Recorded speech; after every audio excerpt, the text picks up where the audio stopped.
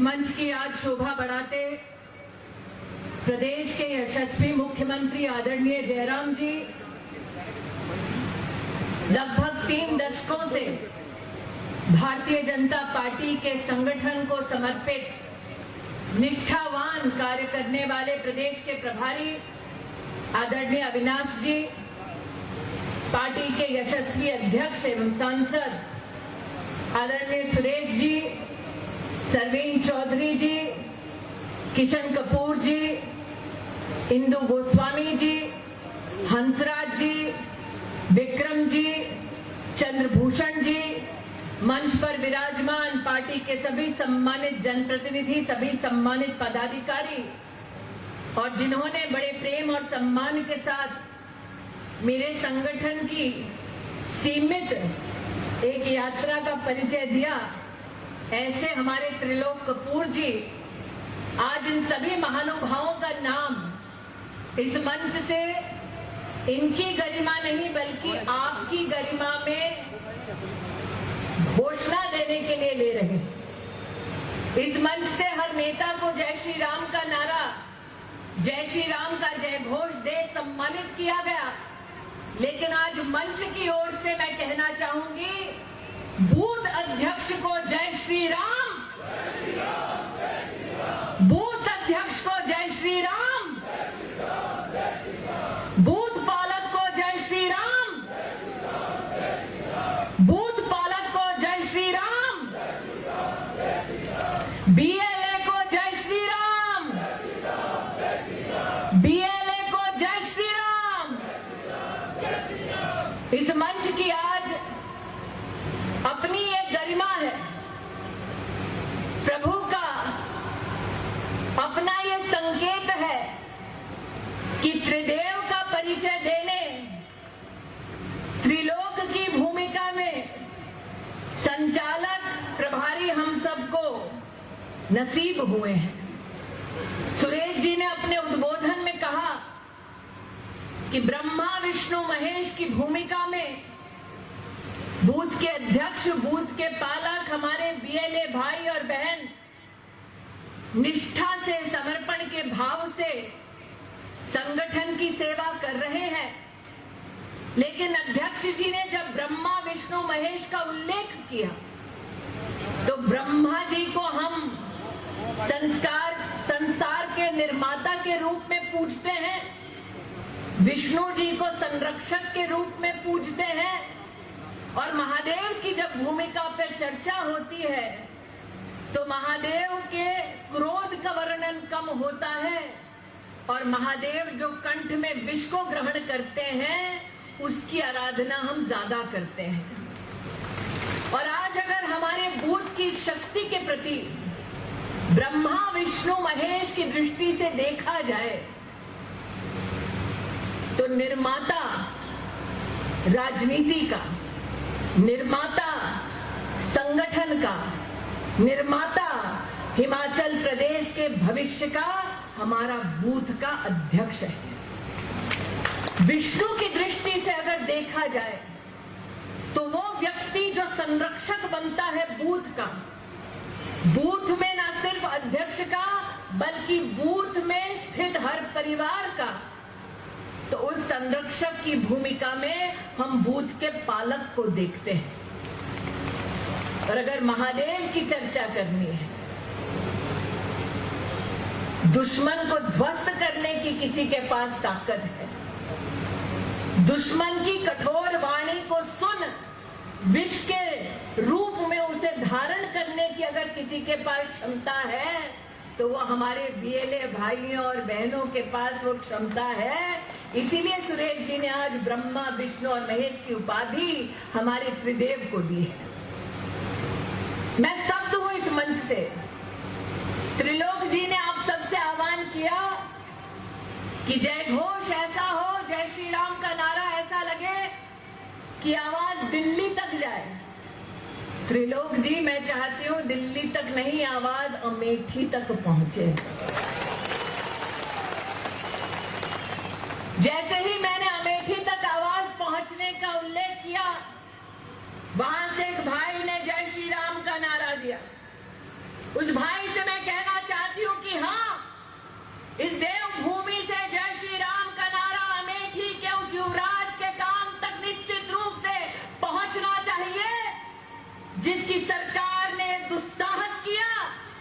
जिसकी माता जी ने रिमोट का बटन दबाते हुए वकीलों को कांग्रेस की सरकार में कहा कि जाओ जाकर कोर्ट में दस्तावेज दे दो कि भगवान राम का कोई अस्तित्व नहीं था।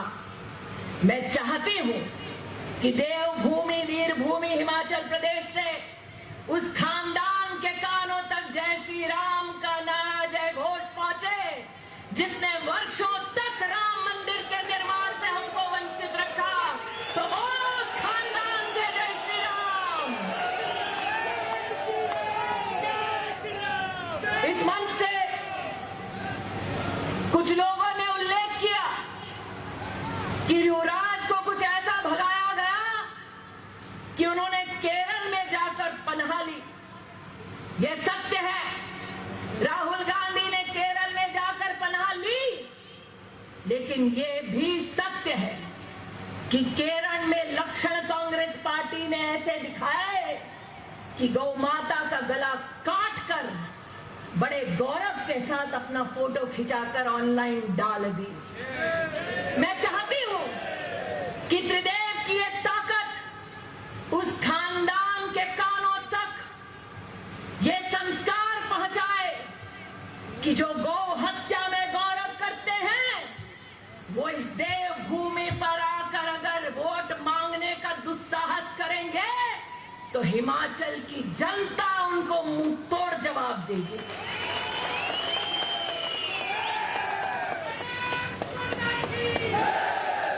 आज भारत माता की जय घोष, भारत माता की ललकार, गौरव गान त्रिदेव के सम्मेलन से होता है। आज मैं चाहती हूं भारत मां का ये जय घोष उस भूमि से निश्चित रूप से उस खानदान के कानों तक पहुंचे, उस भूमि से जिसे भारत का पहला परमवीर चक्र मिला एक बेटे के बलिदान की वजह से। आज उस भूमि से, उस वीर भूमि से उस खानदान के कानों में भारत मां का जयकारा पहुंचे, जिन लोगों ने भारत के टुकड़े करने के नारे का समर्थन देश की राजधानी में किया। अरे ऐसे हैं खानदान के नानिहाल कि जाकर विदेश में कहते हैं कि राष्ट्र और किंगडम के बीच में हमें फर्क समझ नहीं आता। राष्ट्र हमने मात्र भूमि के टुकड़े की कल्पना में नहीं किया, जननी मांगा। और आज इस जननी के गौरव में उस खानदान के कानों तक आवाज पहुंचे कि हिंदुस्तान के वीर आज भी हिमाचल प्रदेश से पुकार कर कहते हैं भारत माता की जय। और न सिर्फ पुकारते हैं बल्कि भारत मां की जय रहे विश्व में, उसके लिए अपने प्राणों की आहुति भी देते हैं। पहुंचाओ उस खानदान के कानों तक आवाज और कहो भारत माता की। इस त्रिदेव सम्मेलन से आज कहने आई हूं बड़ी विनम्रता से।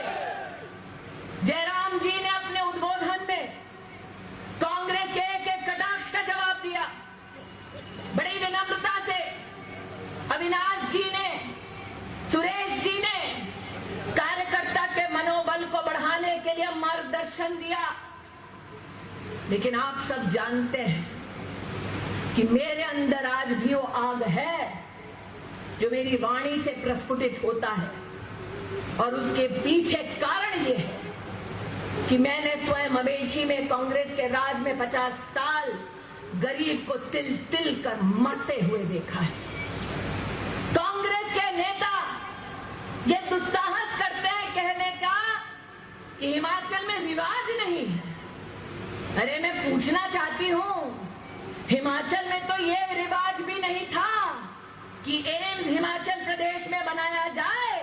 हमने कांग्रेस का वो रिवाज तोड़ा और बिलासपुर में एम्स बनाया।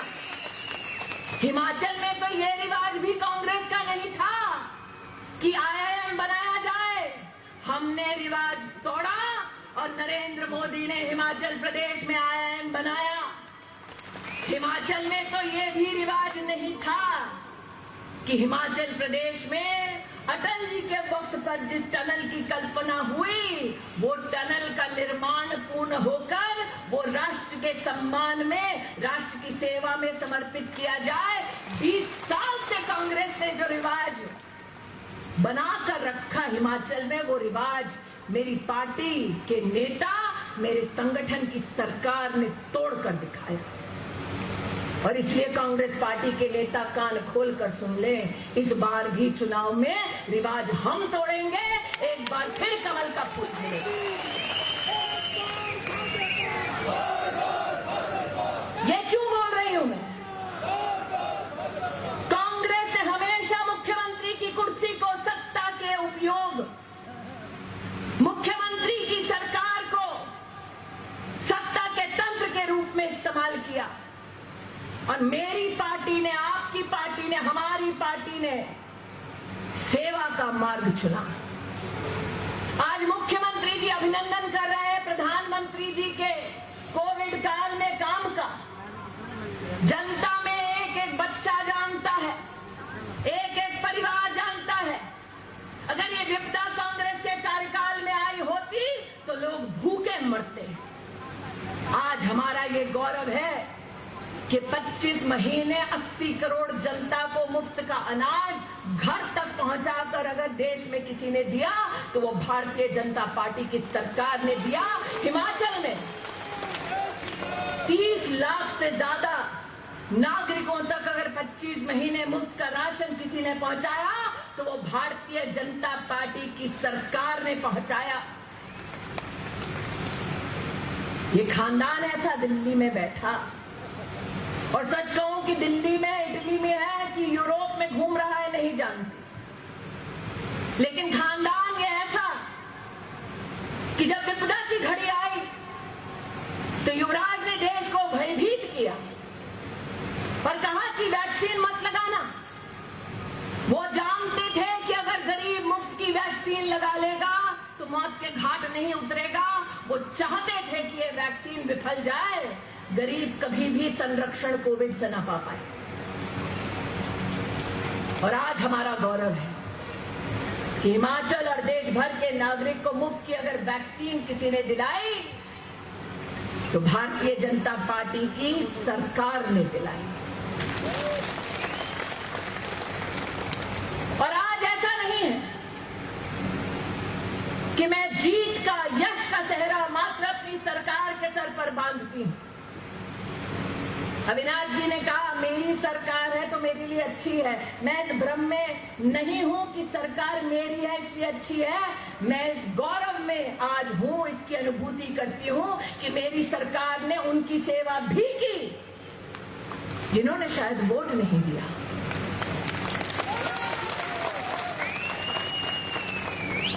वैक्सीन उन्होंने भी लगाई जिन्होंने वैक्सीन का समर्थन नहीं किया। ये मेरी सरकार का संस्कार है। नरेंद्र मोदी ने कहा सबका साथ, सबका विकास, सबका विश्वास, ये मेरी सरकार है।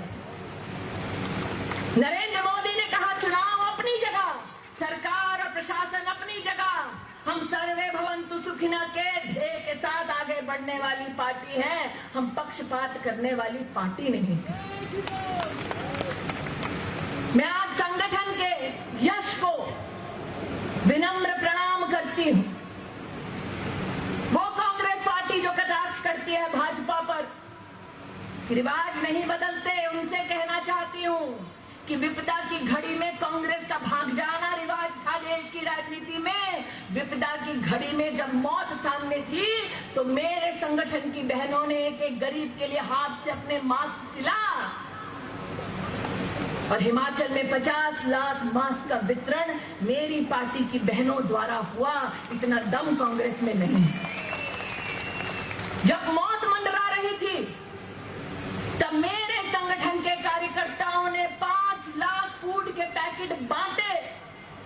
जब मौत मंडरा रही थी तो 1,16,000 राशन के किट मेरी पार्टी के कार्यकर्ताओं ने घर घर जाकर बांटे। अरे जब मौत मंडरा रही थी, जब लोग कह रहे थे अपने को बचाओ, अपनों को बचाओ, मेरी पार्टी के कार्यकर्ताओं ने रुपया रुपया जोड़कर प्रधानमंत्री जी के, मुख्यमंत्री जी के कोविड के कोष में 10 करोड़ रुपया डाला ताकि गरीब का संरक्षण हो सके। और ये कहते हैं रिवाज। अरे सत्ता को सेवा में परिवर्तित करने का रिवाज अगर भारतीय लोकतंत्र में किसी ने बनाया तो मेरी पार्टी के कार्यकर्ताओं ने बनाया।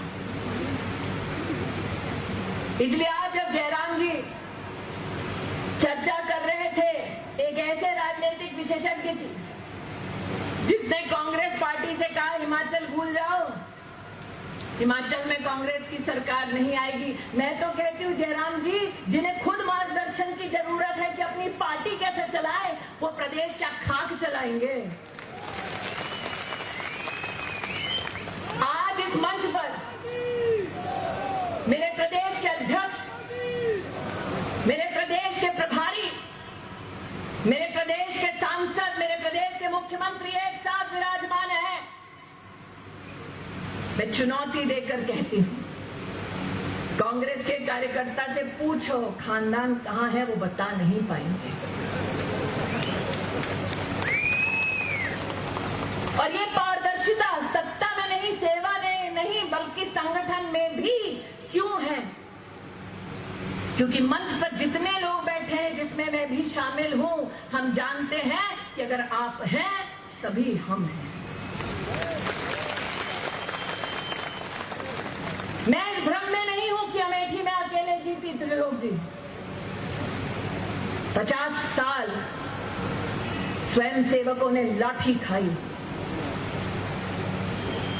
1980 से लेकर 2019 के चुनाव तक बूथ का अध्यक्ष भी कई बार नहीं मिलता था, कैंडिडेट भी कई बार नहीं मिलता था।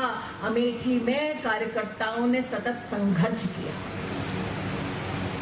और हाल ये हुआ। ये त्रिलोक जी कहां हैं? बताना चाहते हैं कि जो कांग्रेस हमें कहती थी अमेठी में कि रिवाज नहीं है, गांधी खानदान हार जाएगा, इस विधानसभा के चुनाव में कांग्रेस पार्टी अमेठी में 4 विधानसभा सीटों पर अपनी जमानत जब्त होने का दर्शन कर चुकी है।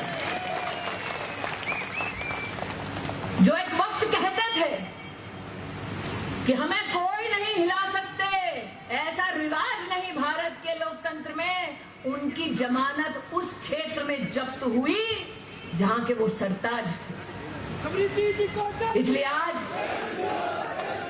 सुरेश जी, जयराम जी ने भी बड़ी प्लानिंग के साथ मुझे बुलाया है। त्रिदेव के सम्मेलन में त्रिदेव से पूछने के लिए बुलाया है कि स्मृति जी और अमेठी के संगठन ने कांग्रेस की 5 में से 4 सीट पर जमानत जब्त कर दी, आपकी कितनी सीटों पर कांग्रेस की जमानत जब्त होगी, ये मुझे बताइए। कितनी होंगी? कितनी होंगी? क्योंकि ये संघर्ष मात्र हमारा नहीं। एक उपप्रधान की बात कर रहे थे त्रिलोक जी, 40 साल से संघ का स्वयंसेवक, भारतीय जनता पार्टी का उस ब्लॉक में सेवादार, उसकी हत्या हुई। और आपने दीदी कहा है तो बहन के नाते जिस घर में उनकी पत्नी दहलीज लांघ नहीं सकती थी, मैंने उनकी पत्नी से कहा था कि मरते दम तक साथ निभाऊंगी, और इसीलिए अर्थी उठाई क्योंकि मेरे भाई की हत्या हुई थी। कांग्रेस पार्टी में वो उन 3 लोगों को अपना परिवार मानते हैं, भारतीय जनता पार्टी में आप सब हमारा परिवार है। और इसीलिए आज जब कांग्रेस पार्टी एक दुस्साहस करती है, ये सपना देखती है, तो उनसे पूछे कि रिवाज तो नहीं था 1 रैंक 1 पेंशन का। 40 साल तक देश के वीर जवानों ने कांग्रेस के सामने अपनी मांग को रखा, रिवाज बदला। 1 रैंक 1 पेंशन अगर देश में किसी ने लागू किया तो वो नरेंद्र मोदी की सरकार ने किया। रिवाज तो नहीं था कि एक साथ 4-4 मेडिकल कॉलेज बने, लेकिन रिवाज बदला और आज हिमाचल प्रदेश का गौरव है कि 4-4 मेडिकल कॉलेज की सौगात भारतीय जनता पार्टी ने की। रिवाज तो कभी नहीं था कि कांग्रेस सड़कें बनाए, एक-एक गांव को, एक-एक मजरे को, एक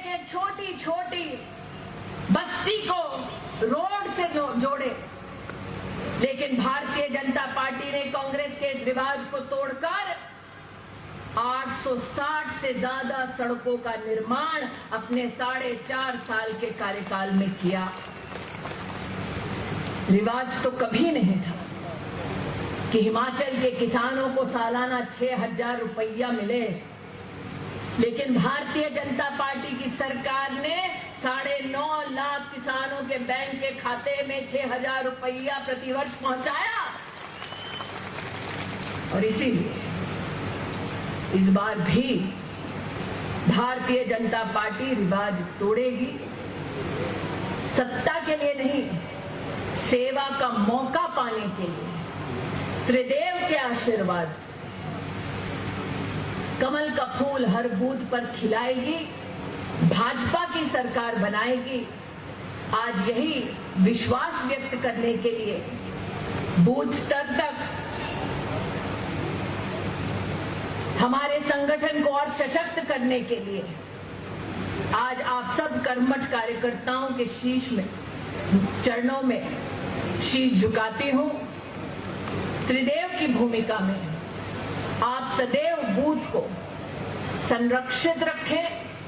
त्रिदेव की भूमिका में आप सभी बूथ के निर्माण के द्वारा एक बार फिर सत्ता का नहीं, सेवा का मौका हमारी संगठन को देंगे। ये विश्वास व्यक्त करते हुए अपनी वाणी को विराम देती हूँ। जय हिंद, जय भारत। बोलो भारत माता की।